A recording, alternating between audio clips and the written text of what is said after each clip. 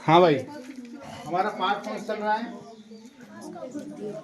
प्रकाश का परावर्तन एवं अपवर्तन। देखो, प्रकाश के परावर्तन एवं अपवर्तन में हमारा परावर्तन के बारे में पूरी पढ़ाई हो गई। अगर मैं आपसे एक बार आपको पूरा रिवीजन करवाना चाहूँ तो आप ध्यान सुनेंगे। एक बार हमने बात की थी प्रकाश से, किससे बात की थी? प्रकाश के बारे में जानकारी ली। उसके बाद हमने बात की थी किसकी? परावर्तन के बारे में। किसके बारे में बात की थी? परावर्तन के लिए हम किसी भी, कोई तुम्हारा गोली है, तुम्हारा दर्पण रहता है तो उस पर पॉलिश करके उत्तल अवतल क्या बना लेते हैं? दर्पण बना लेते हैं। दो प्रकार, तुम्हारा उत्तल था और कौन सा था तुम्हारा? अवतल। अवतल दर्पण में हमने वस्तु को 6 जगह रखकर अलग अलग प्रतिबिंब प्राप्त किए थे। उत्तल दर्पण में हमने 2 जगह रख के प्राप्त किए थे। उन 2 जगह से ही वो 6 के बराबर आता था तुम्हारा। इसके बाद हम आ गए तुम्हारे किस पे? अपवर्तन पे। अगर मैं आपसे बात करूं, परावर्तन किसमें होता था? हमारा दर्पण में। किसमें होता था? और अपवर्तन होता हमारा किसमें? लेंसों में। किसमें होता है? लेंसों में। तो हम लेंसों पे तो नहीं पहुंचे, लेकिन उससे पहले कहाँ पहुंच गए? तुम्हारे उसके नियम पढ़ेंगे। सबसे पहले परिभाषा हमने पढ़ी ली कल, ठीक है ना। दूसरी बात आप उस बार पढ़ लिया आपने, आयताकार तुम्हारी क्या रहती, स्लैब रहती थी। इसके बाद हमारे प्रकाश के अपवर्तन के 2 ही नियम है तुम्हारे। जैसे परावर्तन के 2 नियम थे ना, इसी प्रकार अपवर्तन के भी 2 ही नियम है। पहला जो नियम है आपका वो ये है, आपतितकरण, अपवर्तितकरण और अविलंब तीनों एक ही जगह पे होते हैं। यानी कि अगर ये तुम्हारा फर्स्ट है तो ये तुम्हारा अविलंब होता था, ये आपतितकरण होती है, ये अपवर्तितकरण होती है। तीनों एक ही पॉइंट पे होते थे तुम्हारे, जिसको हम क्या कहते हैं? देखो, अगर सपोज करो ये हमारा क्या है, कोई भी हमारा कोई कांच की स्लैब है। कैसी है? कांच की स्लैब आयताकार है। प्रकाश किरण अगर ऐसे आ रही है ना, तो ये तुम्हारी कहाँ से आ रही है? तुम्हारी बरल माध्यम से सघन माध्यम में आ रही है ना, तो अविलंब की ओर झुकेगी। और अविलंब की ओर झुकेगी तो यानी कि जानी चाहिए थी ऐसे, और आपकी जाती है ऐसे। तो यानी ये वाला जो एंगल बनता है, और यहाँ पर कौन होता था हमारा? अविलंब। कौन होता था? तो अविलंब के द्वारा जो यहाँ पर कोण बनता था उसको बोलते थे हम आपतन कोण। क्या बोलते थे? और यहाँ पर जो बन के तैयार होता है उसको बोलते हैं अपवर्तन कोण। क्या बोलते हैं? और जब प्रकाश कण इस कांच से बाहर निकल जाती है तो उसको बोलते हैं निर्गत। क्या बोलते हैं? और निर्गत से बनता है तुम्हारा निर्गत कोण। क्या बनता है? उन सब के मैंने आपको नाम वगैरह लिखा दिए। आने वाली प्रकाश कण कौन कहलाती है? आपतित कण कहलाती है। अपवर्तन होने वाली अपवर्तित कण कहलाती है। जाने वाली प्रकाश कण निर्गत कण कहलाती है। उनके मैंने आपको नाम बताए थे। इसके बाद हम अगर नियम की बात करें, सबसे पहला हमारा नियम क्या है? यानी कि आपतित कण और तुम्हारी अपवर्तित कण और अविलंब तीनों एक ही तल में होते हैं, यानी कि एक ही पॉइंट पे होते हैं तुम्हारे। यहाँ पे रख लोगे बात उसको याद। दूसरा जो नियम है तुम्हारा वेरी वेरी इंपॉर्टेंट है, पेपर में पूछा जाता है। और तुम्हारे 2025 के लिए मार्च में तुम्हारा जो एग्जाम लगेगा बोर्ड का, उसमें वेरी वेरी इंपॉर्टेंट है तुम्हारा। प्रकाश के किसी निश्चित रंग तथा निश्चित माध्यमों के युग्म के लिए आपतन कोण की ज्या, आपतन कोण की ज्या, अपवर्तन कोण की ज्या। ज्या का मतलब होता है साइन। क्या होता है? साइन मतलब साइन थीटा का अनुपात स्थिर होता है। स्थिर है ना, भारत है, स्थिर होता है। अर्थात मैं लिख सकता हूँ आपका साइन आई बटे में साइन आर, इन दोनों का अनुपात। यानी कि जैसे मैंने आपको 1:2 लिख रखा है, तो इसको मैं 1/2 लिख सकता हूँ। 1/, मैंने 3 लिख रखा है, इसका मतलब होता है 1:3। क्या होता है? यानी कि साइन आई बटे में साइन आर, इनका जो अनुपात होता है वो स्थिरांक निकल के आता है। क्या निकल के आता है? स्थिरांक निकल के आता है। इसके बाद हमारा जो अगला टॉपिक है वो हमारा अपवर्तनांक। कौन है? अपवर्तनांक की आप ध्यान से बात को समझेंगे कि मामला क्या है। माध्यम 1 में प्रकाश की चाल बटे में माध्यम 2 में प्रकाश की चाल। अगर हम माध्यम 1 की प्रकाश की चाल में माध्यम 2 के प्रकाश की चाल का अगर भाग दे दें तो हमारा क्या निकल के आता है? अपवर्तनांक। और अपवर्तनांक को हम स्मॉल एन से दिखाते हैं। किससे दिखाते हैं? स्मॉल एन से। अगर मैं आपसे बात करूं, आप अपवर्तनांक 21 निकालो। क्या निकालो? मतलब अपवर्तनांक आप 21 निकालो। तो 21 निकालने के लिए क्या करेंगे? 2 यहाँ पे है और यहाँ पे कितना है हमारा? 1। तो क्या लिखेंगे? माध्यम 2 का माध्यम 1 के सापेक्ष अपवर्तनांक। 2 पहले है ना, तो क्या लेंगे? माध्यम 2 का माध्यम दूसरे कौन हमारे 1, माध्यम 1 के सापेक्ष अपवर्तनांक, जिसको मैं ऐसे लिखता हूं N21 बराबर V1 बटे V2। यानी कि अगर आपको परिभाषा लिखनी है तो आप क्या लिखोगे? माध्यम 2 का माध्यम 1 के सापेक्ष अपवर्तनांक, उसका सूत्र लिखोगे तो आपको क्या लिखना है, N21 बराबर क्या लिख देंगे हम, V1 बटे V2। यानी कि पहला जो प्रकाश की चाल है माध्यम वाला उसको तो ऊपर लेंगे और सेकंड वाले को लेंगे नीचे। तो आपको ये बात ध्यान रखनी है। अगर आपसे वो पूछे 2-1 की पूछे आपसे या 1-2 की पूछे तो 1-2 में क्या हो जाएगा तुम्हारा, माध्यम 1 माध्यम 2 के सापेक्ष अपवर्तनांक या माध्यम 1 का माध्यम 2 के सापेक्ष अपवर्तनांक। अगर इसका सूत्र लिखेंगे तो N12 बराबर आप लिखोगे V2 बटे में V1।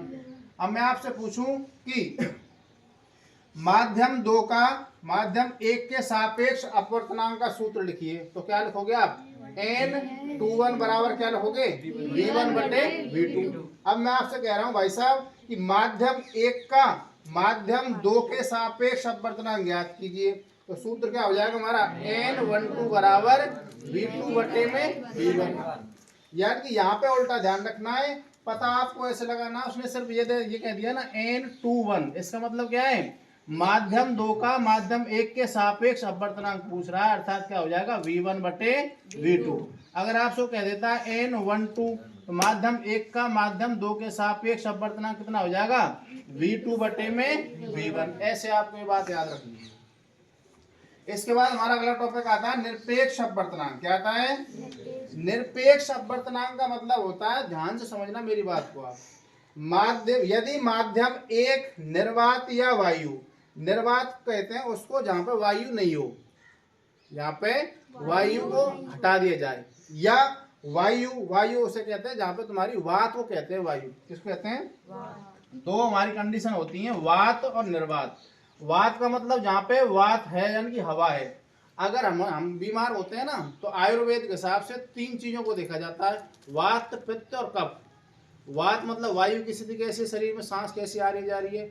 वात पित्त, पित्त का मतलब जो तुम्हारा HCl बनता है उसकी स्थिति कैसी है। कफ यानी कफ की स्थिति में अगर तीनों चीजों में अनियमितता आ जाती है तो आदमी बीमार हो जाता है। लेकिन अगर मैं बात करूं आपसे वात और निर्वात की, वायु जब तक है जब तक हम सांस ले सकते हैं, अगर हमको निर्वात में छोड़ दिया जाए जहाँ पे सांस लेने के लिए नहीं हो तो हम भी जिंदा नहीं रह पाएंगे ना। तो आपको ध्यान रखना, दोनों माध्यम लेके चल रहा हूं मैं, वात हो चाहे निर्वात हो। तब माध्यम 2 का अपवर्तनांक निर्वात के सापेक्ष माना जाता है।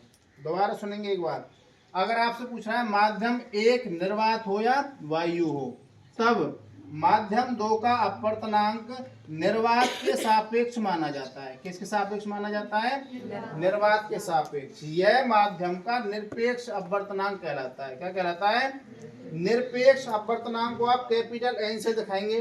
अंतर ध्यान रखना, ये तो अपवर्तनांक है जो स्मॉल n से देखना है आपको, ये हमारा निरपेक्ष अपवर्तनांक है जो आपको कैपिटल N से ध्यान रखना है। बराबर ये प्रकाश के वेग और जिसके सापेक्ष कर रहे हैं, वात है निर्वात, उसके साथ उसकी वेलोसिटी, वेलोसिटी कहते हैं हिंदी में चाल। क्या कहते हैं, चाल। तो प्रकाश के वेग की चाल कितनी होती है, 3 × 10⁸ मीटर प्रति सेकंड। खोल के देखना चाहें तो आप ऐसे लिख सकते हो 1 2 3 4 5 6 7 8, इकाई, दहाई, सैकड़ा, हजार, 10,000, लाख, 10 लाख, करोड़, 10 करोड़, यानी कि 30 करोड़ मीटर 1 सेकंड में आवे प्रकाश। 30 करोड़ की दूरी है, प्रकाश है जो 1 सेकंड में तय कर ले। कितनी तगड़ी चाल है भाई, तुम मुझे बताओ हमारा यहाँ से सूर्य कितना है, 15 करोड़ किलोमीटर है। कितना है, इकाई, दहाई, सैकड़ा, हजार, 10,000, लाख, 10 लाख, करोड़।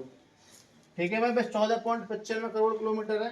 अब किलोमीटर है, किलोमीटर को आप किसमें बदलेंगे, पहले मीटर में बदलेंगे तो कितने जीरो बढ़ाएंगे, 1 2 3, भाग किसका देंगे तुम्हारा, 1 2 3 4 5 6 7 8, तो 1 2 3 4 5 6 7 8, 1 2 3 4 5 6 7 8, कितना बचा हमारा, 150 बटे में कितना, 3, 3 पंजे 15, जीरो की जीरो, मतलब 50 की एवरेज निकल के आ रही है तुम्हारी। कितनी निकल के आ रही है, 50 की। मतलब ऐसे मान सकते हो, वैसे एवरेज तुम्हारी 50 सेकंड का मतलब आप ध्यान रख सकते हो। वैसे समय तो मुश्किल से मुश्किल डायरेक्ट तो लगता है तुम्हारा किसकी वजह से 50, डायरेक्ट तो लग रहा है 50, लेकिन हमारे वायुमंडल में अनेक परत हैं। मैंने आपको बता होगा, हम जो मंडल में रह रहे हैं ना, यहाँ से लेकर 18 किलोमीटर की ऊंचाई तक, इसको बोलते हैं क्षोभ मंडल। क्या कहते हैं? इस क्षोभ मंडल में बरसात, आंधी, तूफान, वायुयान वगैरह, हेलीकॉप्टर वगैरह सब यही में चल रहे हैं। और 18 किलोमीटर से ऊपर तुम्हारा समताप मंडल, फिर तुम्हारा आयन मंडल, फिर तुम्हारा बहिर्मंडल, और इस सारे मंडल के ऊपर कौन है? सूरज है। तो बीच में तुम्हारा वो भी है ओजोन मंडल, जिसमें तुम्हारा O3 है तुम्हारी, जिसकी वजह से अल्ट्रावायलेट किरणें या पराबैंगनी किरणें नहीं आ पाती हैं, जिससे नुकसान नहीं होता है। अल्ट्रावायलेट किरणें जो होती है हमारी, किसी भी गर्भवती महिला को या नवजात शिशु को नुकसान पहुंचाती हैं, छोटे मोटे जीवों को नुकसान पहुंचाती हैं। तो इसलिए उनसे बचाने के लिए प्रकृति ने एक ओजोन परत बना रखी है। क्या बना रखी है? ओजोन परत बना रखी है। वो प्रकाश किरणों को परावर्तित कर देती है। जैसे अल्ट्रावायलेट किरण आई, पराबैंगनी किरणें तो वापस कर देती है। या फिर जब हमारा सूर्य ग्रहण और चंद्र ग्रहण पड़ता है, तो उस टाइम पे क्या होता है, हमारा सूरज या चंद्र ग्रहण कब पड़ता है? सूरज, चंद्रमा, पृथ्वी इस कंडीशन में आ गए। ये तो पड़ गया तुम्हारा चंद्र ग्रहण। और सूर्य ग्रहण में तुम्हारे बीच में आ जाएगा तुम्हारा इस स्थिति में। तो क्या बनता है तुम्हारा सूर्य ग्रहण के टाइम में? तुम देखते होंगे महिलाएं जैसे गाय भैंस उनको बांध नहीं लगावे, ठीक है ना। वो गर्भवती महिला रहती है, उसको बाहर निकलने के लिए मना किया जाता है। क्यों मना किया जाता है? उसका वैज्ञानिक कारण है। वो क्या है कि जब कोई अल्ट्रावायलेट किरणें कब आती हैं? जब हमारा सूर्य ग्रहण पड़ता है, चंद्र ग्रहण पड़ता है ना, तो पराबैंगनी किरणें आती है सीधी ऊपर से। और वो पराबैंगनी किरणें अगर लाल रंग से टकराएंगी तो वो तुरंत वापस चली जाएंगी। इसलिए बानी को, लाल को ही भैंसन पर लगाओ जाए, भैंसन के पट्ठे पर लगाना ध्यान होता है। और जो गर्भवती महिला होती है, नवजात शिशु होता है, उस टाइम पर आपको उसको अंदर रखना चाहिए। ना समझे बात है?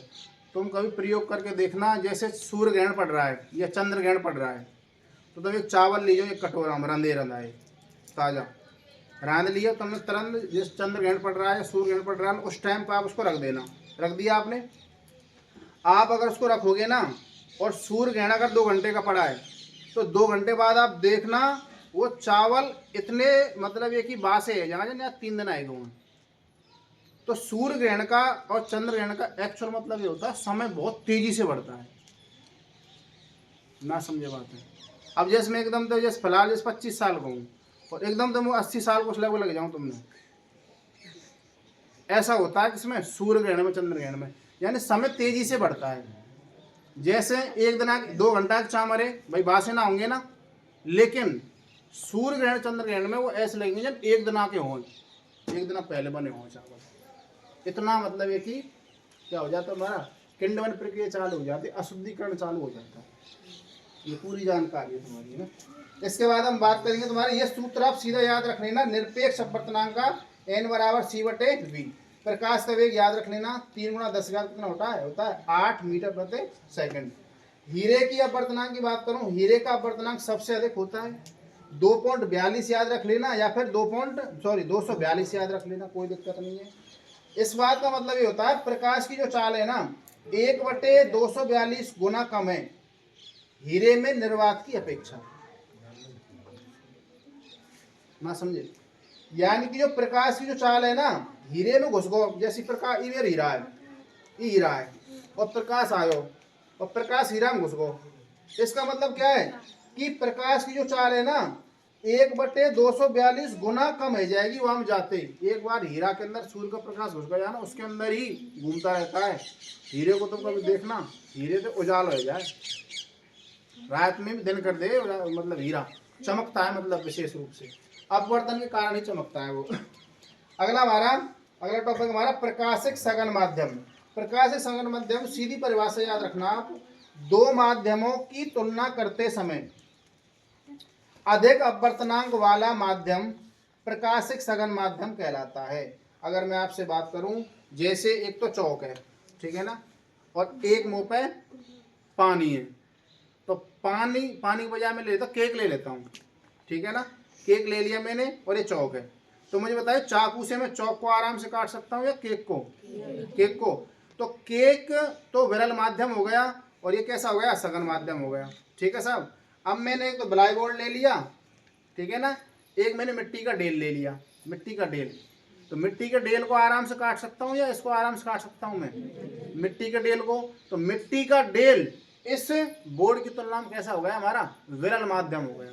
यानी सघन माध्यम तो रे कर्रोसो और विरल माध्यम रे नॉर्मल सो। अब जैसे अगर मैं बात करूं, एक शीशा है, प्रकाश कण यहाँ से आ रही है, यहाँ आ रही है आराम से, ठीक है ना, और यहाँ पे कोई शीशा है तो शीशा में घुस जाओ भीतर प्रकाश कण, रुके ना है। लेकिन अगर मैं आपसे पूछूंगा कि विरल माध्यम कौन सा है, ये वाला, और सघन माध्यम क्या है, कांच वाला। वही प्रकाश, तुम मुझे देख रहे हो, तो मुझे कैसे देख रहे हो, तुम्हारे आंखन पे थे, मेरी आंख, मेरे शरीर पे दो या दो से अधिक प्रकाश किरणें आ रही हैं, और इंटरसेक्ट होने के बाद तुम्हारी आंख की जो ये आइरिस है, पुतली है, इससे होते हुए तुम्हारे उत्तल लेंस, जो क्रिस्टली लेंस होता है, क्रिस्टली लेंस पर सीधी जा रही हैं। और क्रिस्टल लेंस के पीछे कौन होता है हमारा, रेटिना। रेटिना पर जाके, जिसको दृष्टि पटल या सुग्राही पर्दा बोलते हैं, क्या बोलते हैं, सुग्राही पर्दा, वहां पर जाके इंटरसेक्ट हो रही है। तुम्हारी आंख के अंदर मेरा चित्र उल्टा बना हुआ है, लेकिन दृक तंत्र का द्वारा मानव मस्तिष्क के अनुभव के आधार पर आपको मैं सीधा दिखाई दे रहा हूँ। ये देखने की प्रक्रिया है, ठीक है ना। तो आपको सीधी इसकी परवाह ध्यान रखनी है। दूसरा हमारा प्रकाशिक सघन माध्यम के अलावा प्रकाशिक विरल माध्यम। विरल माध्यम आपको दूसरी बात ध्यान, दो माध्यमों की तुलना करते समय कम अपवर्तनांक वाला माध्यम प्रकाशिक विरल माध्यम कहलाता है। उसको हम कल लिखा देंगे, ठीक है ना। और अब तुम निकालेंगे मैथमेटिक्स।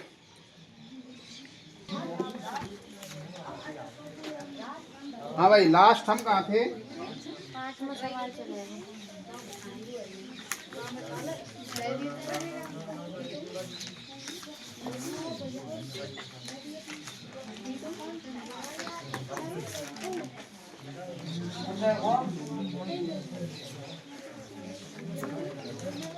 हाँ भाई, बातें करना बिल्कुल बंद करेंगे और सवाल देखेंगे हम। पांचवा देखो भाई, अच्छा चौथा हो गया था हमारा, है ना। एक्सरसाइज हमारी कौन सी है, 13.1, ठीक है ना। नई में 12 पॉइंट है क्या, ठीक है। देखो भाई, आपको दे रखा है आमों की संख्या। पांचवा सवाल है आमों की संख्या। आमों की संख्या का आपको वर्ग अंतराल दे रखा है, वर्ग अंतराल।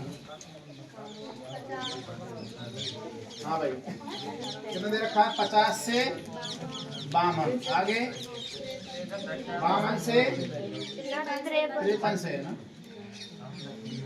53 से कितना दे रखा है आपको, 55 तक, आगे 56 से 58, आगे 59 से 61, आगे 62 से 64। इसके बाद आपको बारंबार तो दे रखी है पेटियों की संख्या। पीछे बात मत करो भाई, पेटियों की संख्या, इसको आप बारहवंता एफ या फ्रीक्वेंसी बोलते हैं भाई। कितनी दे रखी है आपको, 15, 110, 135, 115, 25। इसके बाद हम बात करेंगे इसकी मध्यमान की। तो मध्यमान को हम क्या बोलते हैं भाई, एक्स बोलते हैं। क्या बोलते हैं, तो 50 और 52 कितने, जहाँ 102, और भाग दें कितना आ हमारा 51। 53 और 55 कितने हो जाएंगे हमारे, 56 और 58 कितने हो जाएंगे, 57। 59 और 61 कितने हो जाएंगे, 60, और ये कितने हो जाएंगे हमारे, 63। इसके बाद हम क्या निकालेंगे भाई, क्या निकालेंगे, FI तो गुणा करेंगे 15 एकम 15 और 15 5 75, कितने हो गए, 765। और 110 गुणा 54 करें तो 0, 11 चौका 44, 11 पंजे 55, 55 और 4 कितने 5 9। 57 गुणा 135 करते कितना आता है भाई, 76 95, शाबाश। और 60 गुणा 115 करें तो 6900, और 25 गुणा 63 करें तो 1572, शाबाश। तो समेशन क्या निकालेंगे हम, एफ 400 कितना आ रहा है हमारा 15, 110, 135, 115, 25 कितना आ रहा है हमारा 400। और हमारा summation F I X I का मान कितना आ रहा है भाई 2287 2 ये आ रहा है तुम्हारा इसका मान। अब हम क्या निकालेंगे माध्य। क्या निकालेंगे माध्य एक्स बार बराबर समेसन एफ आई एक्स आई बटे में समेसन एफ आई कितना मान है भाई हमारा 2287 बटे में कितना 400। देखो 2 के बाद मैंने सीधा पॉइंट लगा दिया। अब 4 का भाग दे दो सीधा 4 पंजे कितना आ रहा भाई 57.19। ये आपका आंसर है भाई करो नोट।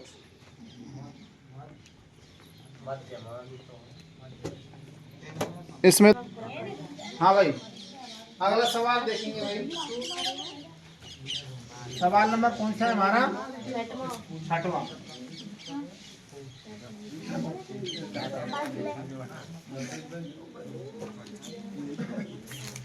देखो भाई आपको सवाल नंबर 6वें में दे रखा है दैनिक व्यय दैनिक खर्चा और वो दे रखा है आपको रुपया में जिसको हम क्या कहते हैं वर्ग अंतराल। आपको वर्ग अंतराल कितनी दे रखी है भाई 100 से लेकर 150 तक। आगे 150 से 200 से 200 से 250 250 से 300 300 से 350 से बस इतना ही है। ठीक है भाई आपको बारंबारता या फ्रीक्वेंसी आपको परिवारों की संख्या जिसको हम कहते हैं फ्रीक्वेंसी एफ। हाँ भाई कितनी दे रखी है पहली 4 5 12 2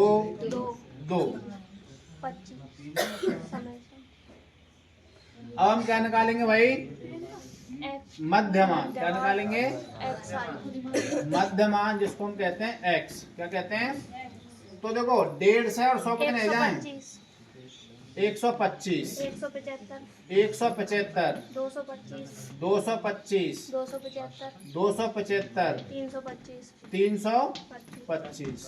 अब हम किसका मान निकालेंगे भाई एफ आई एक्स आई दोनों का गुणा कर देंगे भाई 500 कितना हो जाएगा 500 कितना हो जाएगा 875 कितना हो जाएगा 2700 550 और ये कितना हो जाएगा 550 ये कितना हो जाएगा 650। ये सही है भाई सही है 2700 सही है ओके। समेसन ऑफ एफ का मान बताओ भाई 25 4 9 और तुम्हारे ये कितने हो गए तुम्हारे 13 12 तो 24 और 1 25। Summation of F I X I का मान बताइए 52 कितना आ रहा है हमारा 52 आपको पता है माध्य एक्स बार बराबर क्या होता है समेसन एफ आई एक्स आई बटे में समेसन ऑफ एफ कितना दे रखा है आपको 52 बटे में 25। देखो 5 से काटो आप 5 25 5 एकम 5 और कितने बचे हमारे यहाँ पे भाग टूटे 0 5 25 5 25 आपका आ गया 1055 बटे में 5 5 दूनी 10 और 5 एकम 5 5 एकम 5 कितना आ गया हमारा 211 आपका एक्स का मान आ गया माध्य का मान। नोट करेंगे फटाफट।